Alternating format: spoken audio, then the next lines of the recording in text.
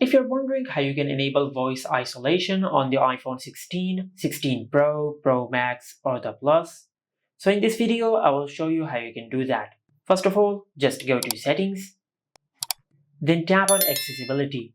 Under the Accessibility settings, you will find a section of Audio and Visual. Just tap on it, and over here you will find a feature called Add Voice Isolation. Now just make sure you enable this option. After you enable Add Voice Isolation, and if someone calls you or if you call someone, for example, I will call this contact.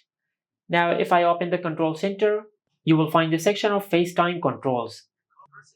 Now just tap on this option.